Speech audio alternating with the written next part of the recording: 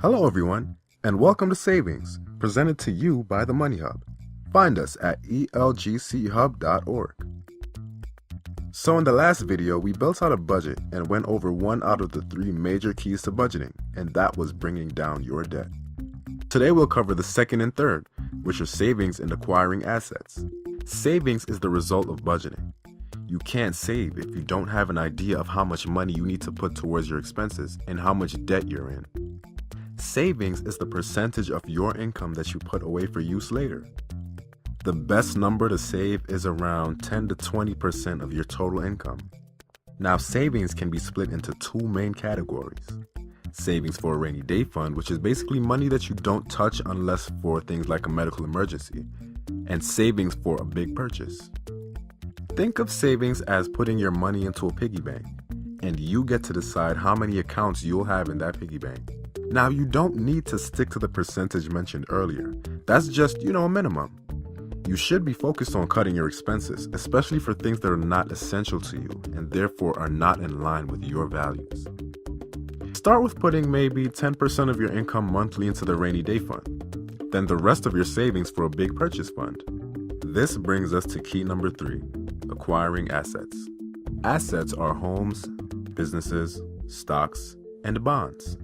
Assets are regarded as bringing value to you, or in other words, bringing in income, whether that's a business that you own or the house that you bought to live in.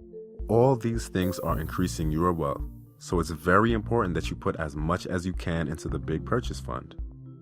Now, sometimes one of our biggest temptations is using that big purchase fund towards an iPad or a vacation. While wanting these things is not wrong, they fall into the luxury category, which is key number 4 to budgeting. Luxury comes after acquiring assets, so our focus should be on building our wealth first. Now here's how you go about it. First, any money that you save is better stored into a bank account than under your mattress. It'll also allow for better tracking your money so you can stay on top of it. So open a savings account for your rainy day fund, which you can deposit 10% of your income into after your expenses every month. Then another savings account for acquiring assets. Let's say a savings for buying a home or an investment account for trading stocks and bonds. We'll go into further detail on investments in our later videos. Lastly, a separate account for a big luxury purchase. Let's say a vacation to Hawaii. So out of the $1,200 that you're making a month, you're left with $400 after expenses. 10% of that, $40, can go into your rainy day fund.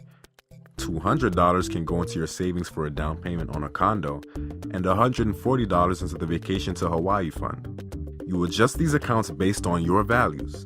If increasing your wealth ASAP means more to you than an occasional vacation, then that entire $340 can go towards the down payment fund.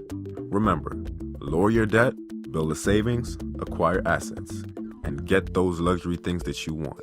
Just make sure that your financial situation aligns with your values. And if they don't, then make changes. Thank you for watching. Leave any questions and comments below, and check out our website, elgchub.org, for all the good that we're doing.